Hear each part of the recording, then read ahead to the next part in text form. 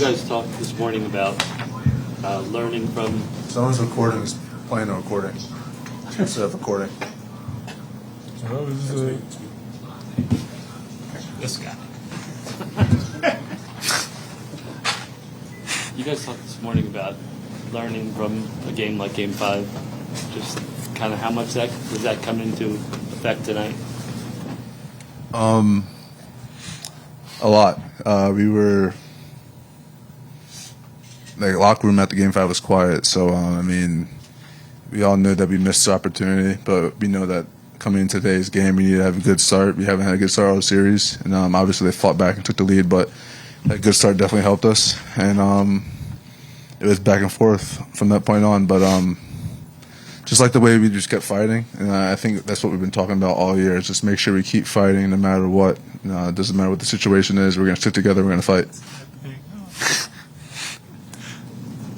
All three of you. Donte, 48 minutes. Yeah, Josh, 46 and a half. Jalen, you were the trailer with 43. Villanova in the house. Say it again? Villanova in the house. One more time. Villanova in the house. Yep. All right, Jalen. How's it feel? Being back in Philly, taking this place over. I just talked. Bro. Man, it felt great. We knew this was going to be a tough environment. A little tougher than last game because there was 2,500 seats that were taken up. But we knew it was going to be a battle. We knew it was going to be a grind. And like I said, you got to give them credit. It was a tough series, a tough pace to play, but the place we're all comfortable with. Josh, you always seem to be battling something physically. How much stress were you in the third quarter? Because it looked like you were really uncomfortable for a while.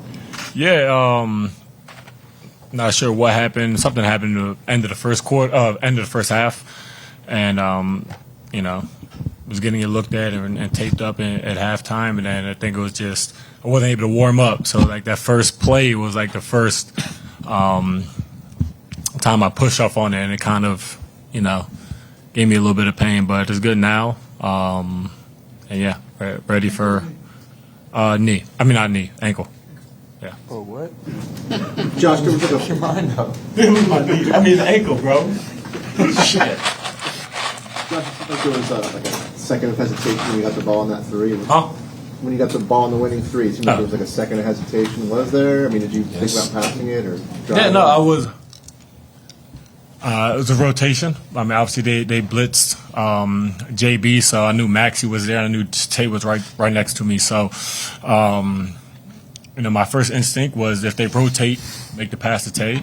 And obviously, the game plan was to not rotate to me. So, I was able to kind of get that, 1 second of, okay, I saw how they were doing it, not rotating, and I was able to get my feet set and, just shoot a uncontested open shot.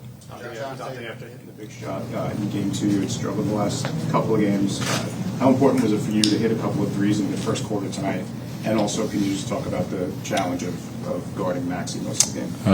Honestly, it had nothing to do with shooting. I think I got myself going early in the game guarding Maxey. I think we made that adjustment. I was locked in, ready to go. Having a tough matchup like that. You have to be locked in from the very beginning. So I think that got me going early. And then, when you're playing with unselfish guys, you're going to get open looks. So I'm never worried about making or missing shots. I think for me it was just, to be locked in on the defensive end, and that got me going.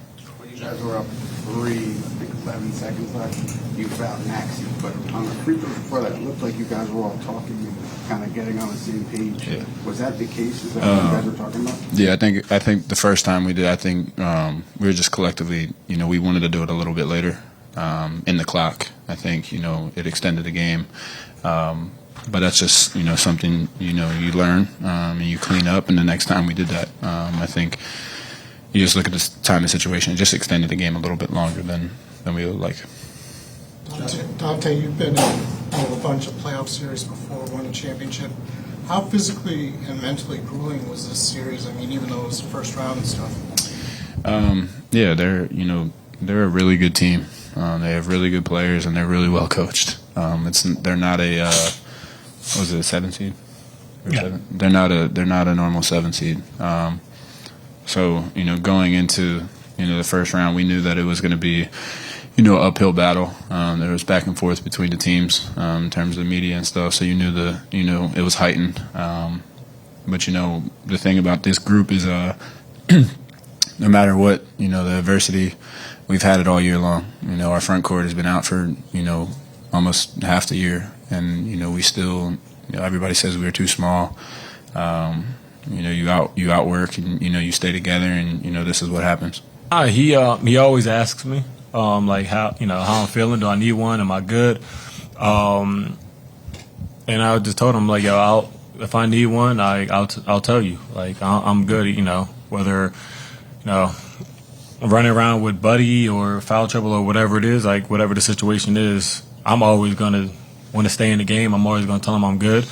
There'll be times where he'll overrule that. I think it was game 4.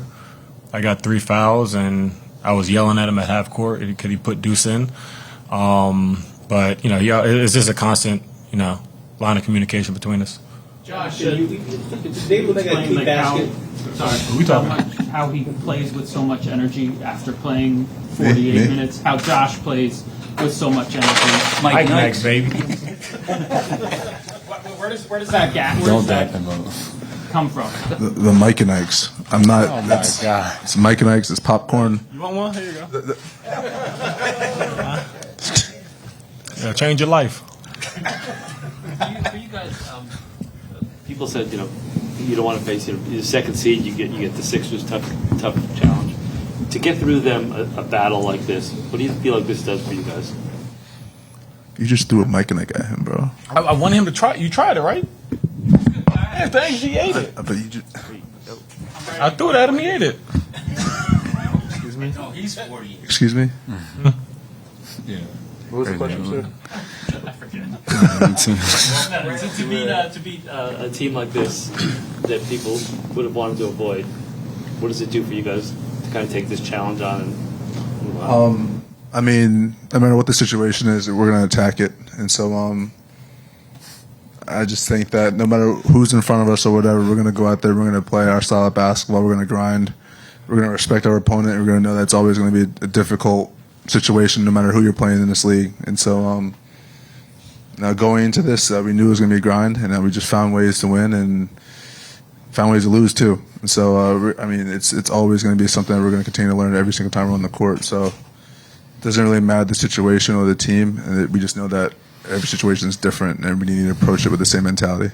Josh, just being able to make that key basket late in the game, just think about the elation and feeling you're getting to make it that key 3-point basket after they had tied the contest late, and you get the game-winning shot to advance your team in the second round.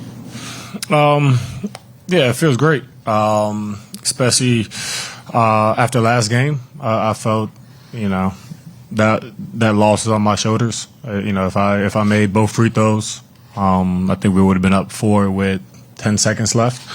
So I had a day and a half to think about that, and that's really all I thought about. So I think it shows the unselfishness of JB to get the ball out of his hand when he got trapped, and Tay was knocking down shots, so they couldn't leave him. So it just feels good. After I lost a game for us, I was able to win a game for us. Know the pass you guys shared, playing at Villanova. What does it mean to go through this with each other? Can't stand these dudes. Yeah. I'm being honest. Oh, I was about to answer. Oh no, I mean it's amazing because we have great friendship. We love each other. We're like brothers. And we. On a serious note, I think on the court, it's you have the ability to bring everybody together, make adjustments, have that open line of communication with nobody taking offense. I think everybody's goal here is to win, and it's easier when you have two guys that you've played with formerly, so you know that sometimes when things get heated, it's coming from the right place, and then that translates to everybody, and everybody's able to talk to each other in that way.